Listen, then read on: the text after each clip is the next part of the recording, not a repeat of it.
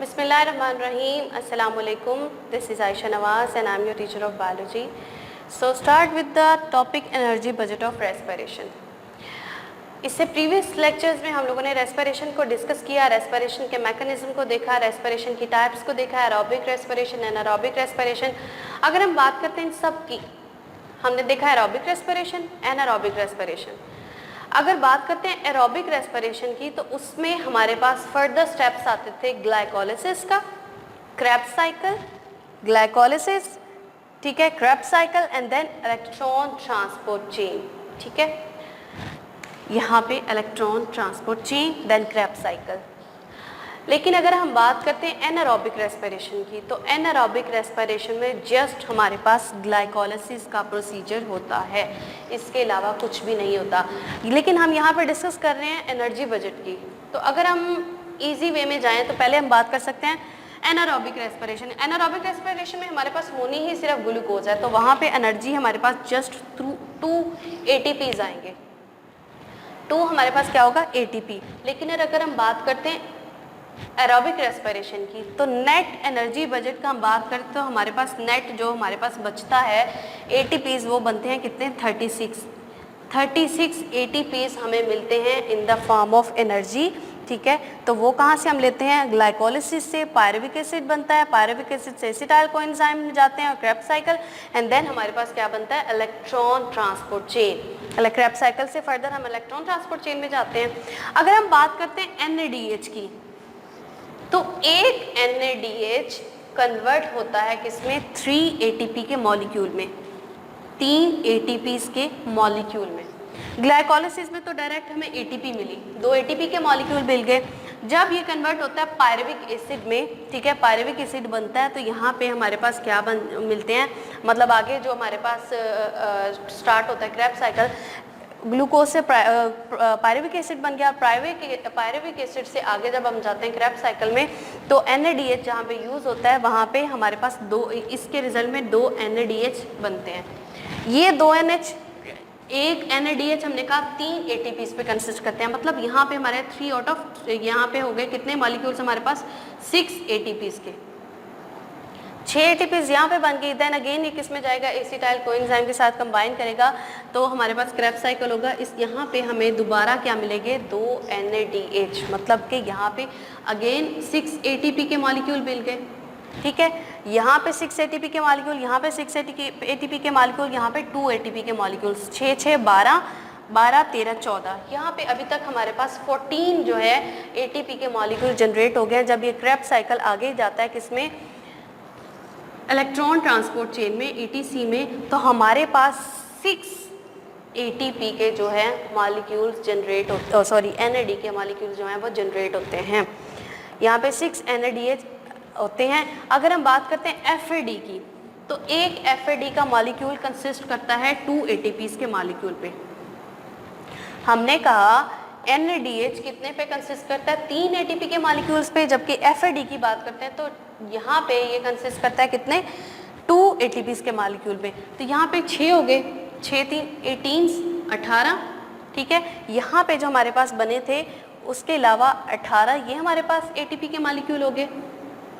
2 FADH बने, 2 को multiply करें 2 के साथ, क्योंकि एक जो है वो किस पे कंसिस्ट करता है, 2 ATP के मॉलिक्यूल्स पे. तो यहाँ पे 4 जो है वो ATPs हो जाएंगी और एट द एंड हमें फिर क्या मिलेगी, 2 ATPs. अगर हम बात करते हैं इनको कंबाइन, अगर हम करते हैं 2 + 6 8 एंड देन 6 14 में अगर हम ऐड करते हैं 18. ठीक है, ये हमारे पास कितने हो गए, 30 के बाद अगर हम बात करते हैं हमारे पास 4 थे ATP के मॉलिक्यूल जो किससे मिले, हमारे पास FAD से, तो हमने इसको इसमें ऐड किया तो ये 34 हो गए.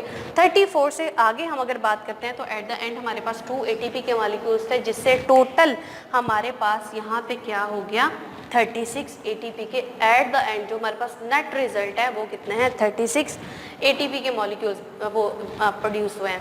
यहाँ पे एक क्वेश्चन अराइज होता है कि यहाँ पे मैंने ग्लूकोज की बात की. ग्लूकोज में हमारे पास जब ग्लूकोज से पायरुविक में कन्वर्जन होती है तो तब 3 ATP के मॉलिक्यूल्स होते हैं, लेकिन यहाँ पे तो 2 लिखे हुए हैं. क्यों ये 2 एटीपी के मॉलिक्यूल्स हैं? होता इस तरह से है कि जब ये ग्लूकोज होते हैं, ग्लूकोज के मॉलिक्यूल्स जब जो होते हैं डीनेचर होते हैं, टूटता है ग्लूकोज का मॉलिक्यूल, तो यहाँ से 3 ही एटीपी के मॉलिक्यूल्स निकलते हैं, लेकिन एक जो होता है वो नेक्स्ट जो ट्रांसपोर्ट होना होता है इसमें एसिटाइल को एंजाइम में आगे माइटोकॉन्ड्रिया की मेम्ब्रेन में जाना होता है, तब क्या होता है कि एक एटीपी का मॉलिक्यूल जो होता है वो यूज़ हो जाता है, इसलिए यहाँ पे क्या हो जाता है 2 एटीपी के मॉलिक्यूल्स रह जाते हैं। तो ये था हमारे पास टोटल एटीपी का जो यूजेज है। यहाँ पे कितने एटीपी वो एक रेस्पिरेशन के थ्रू जो है वो बनते हैं, तो वो एक रेस्पिरेशन के नेट रिजल्ट में हमारे पास 36 एटीपी के मॉलिक्यूल्स जनरेट होते हैं। ये था हमारे पास एनर्जी बजट। और अब हम देखते हैं हमारे पास जो है वो रेस्पिरेशन और फोटोसिंथेसिस में क्या डिफरेंस है, एरोबिक और एनारोबिक रेस्पिरेशन में क्या डिफरेंस है। Now move towards the difference between photosynthesis and respiration. दोनों मैकेनिज्म्स को तो हम 1 बाय 1 पढ़ चुके हैं, फोटोसिंथेसिस को भी पढ़ा, रेस्पिरेशन को भी पढ़ा। अगर हम बात करते हैं इनमें डिफरेंस की, तो सबसे पहले देखें कि मेटाबॉलिज्म इनका कैसा है। अगर रेस्पिरेशन की बात की जाए तो रेस्पिरेशन में कैटाबॉलिज्म होता है और फोटोसिंथेसिस में एनाबॉलिज्म। एनाबॉलिज्म और कैटाबॉलिज्म को हम पहले भी अपनी वीडियोस में डिस्क्राइब कर चुके हैं कि कैटाबॉलिज्म एक ऐसा प्रोसीजर है जहाँ पे एक लार्जर मतलब सब यूनिट होता है वो ब्रेक डाउन होता है स्मॉलर यूनिट्स में, और अगर एनाबॉलिज्म की बात करते हैं तो वो स्मॉलर यूनिट्स होते हैं वो बिल्डअप करते हैं और एक लार्जर जो है वो यूनिट बना देते हैं। तो हमारे पास फोटोसिंथेसिस में एनाबॉलिज्म का प्रोसीजर होता है और रेस्पिरेशन में कैटाबॉलिज्म का प्रोसीजर होता है। देन उसके बाद अगर बात करते हैं एनर्जी की जो प्रोडक्शन होती है ये किस फॉर्म में होती है, तो यहाँ पे एनर्जी की प्रोडक्शन जो होती है वो किस फॉर्म में फोटोसिंथेसिस में होती है, stored in the bond energy. किस फॉर्म में होती है, एटीपी की फॉर्म में। तो एटीपी के साथ हमारे पास फॉस्फेट बॉन्ड होते हैं, फॉस्फेट के बॉन्ड टूटते और बनते रहते हैं, जिसकी रिजल्ट में हम इसे क्या कहते हैं, stored in the bond energy. लेकिन अगर रेस्पिरेशन की बात करते हैं तो रेस्पिरेशन में हमारे पास यही जो बॉन्ड एनर्जी है, क्योंकि यूज़ तो यही हो रही है ना, जो इनके पास बॉन्ड एनर्जी थी रेस्पिरेशन में यही एनर्जी यूज़ होती है। ये जो एनर्जी है इसको कन्वर्ट कर दिया जाता है किसमें, केमिकल एनर्जी में। कौन सी, एटीपी में, केमिकल एनर्जी जो जिसको हम यूटिलाइज कर सकते हैं मतलब फूड में। आगे अगर हम बात करते हैं अगर नेक्स्ट की, तो ऑर्गेनिज्म कैपेबल कौन कौन से हैं, किस ऑर्गेनिज्म में फोटोसिंथेसिस होती है और किस में क्या होती है, रेस्पिरेशन होती है। अगर हम बात करते हैं फोटोसिंथेसिस की, तो फोटोसिंथेटिक पिगमेंट्स जो हैं वो जस्ट हमारे पास हमने देखा था कि प्लांट्स में, कुछ एल्जीज में और कुछ जो होते हैं वो हमारे पास बैक्टीरियाज में होते हैं। हमने स्टार्ट में जब फोटोसिंथेसिस का प्रोसीजर पढ़ा था तब हमने बताया था कि फोटोसिंथेसिस कहाँ पे होती है, क्लोरोप्लास्ट में। और क्लोरोप्लास्ट जो ऐसा पिगमेंट है जो जस्ट जो है वो फोटोसिंथेटिक ऑर्गेनिजम्स में ही प्रेजेंट है, अदर ऑर्गेनिज्म में प्रेजेंट नहीं है, तो इसलिए कि फोटोसिंथेसिस का प्रोसीजर सिर्फ उन्हीं में होगा। अगर बात करते हैं रेस्पिरेशन की, तो ये क्या होता है, रेस्पिरेशन का जो प्रोसीजर है वो कहाँ पे होता है, सारे के सारे जितने भी ऑर्गेनिज्म हैं उन सब में क्या होता है, रेस्पिरेशन का प्रोसीजर होता है, इंक्लूड वी आर। ठीक है, respiration, aerobic respiration and anaerobic respiration.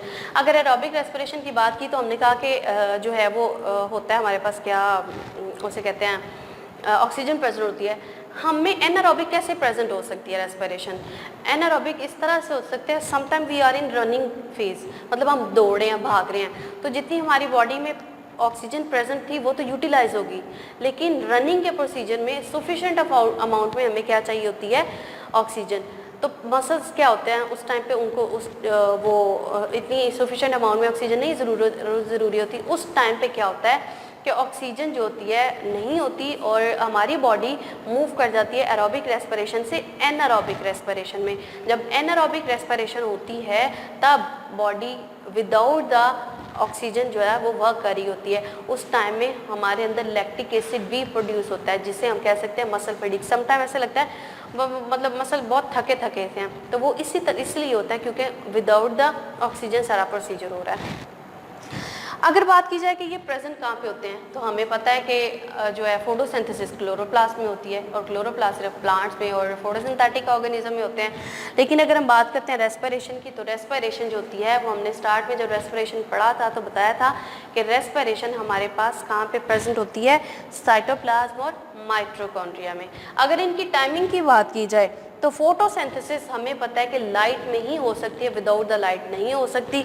तो ये सिर्फ कहाँ पे कब होगी, ऑन द डे टाइम में ये प्रेजेंट होगी, जब प्रोसीड होगी, जबकि रेस्पिरेशन है ये ऑल द टाइम जो है वो होती रहती है। इनके अलावा अगर हम बात करते हैं difference between aerobic respiration and anaerobic respiration, तो उसको भी हम लोगों ने बार बार पढ़ा कि एरोबिक रेस्पिरेशन में हमारे पास ऑक्सीजन इन्वॉल्व होती है, एनारोबिक रेस्पिरेशन में नहीं होती। एरोबिक रेस्पिरेशन में हमारे पास ग्लूकोज ग्लाइकोलिसिस का प्रोसीजर होता है, क्रेब्स साइकिल होता है और इलेक्ट्रॉन ट्रांसपोर्ट चेन होती है। जबकि अगर एनारोबिक रेस्पिरेशन देखें तो उसमें उसमें जस्ट ग्लूकोज का प्रोसीजर होता है, ग्लाइकोलिसिस होती है, इसके अलावा कुछ नहीं होता। देन अगर एटीपी की प्रोडक्शन की बात करें तो हमारे पास एनारोबिक रेस्पिरेशन में जस्ट 2 एटीपी के मॉलिक्यूल्स बनते हैं, जबकि एरोबिक रेस्पिरेशन में देखें तो 36 मॉलिक्यूल्स के जो है वो हमारे पास एटीपी के मॉलिक्यूल्स बनते हैं, जो एनर्जी बजट में हम लोगों ने पढ़े थे। ये था हमारे पास difference between aerobic respiration, anaerobic respiration, difference between photosynthesis and respiration. और इसी के साथ हमारा चैप्टर जो है वो एंड हुआ। इंशाल्लाह ताला हम अपने नेक्स्ट चैप्टर के साथ मिलते हैं, तब तक के लिए अल्लाह हाफ़िज़।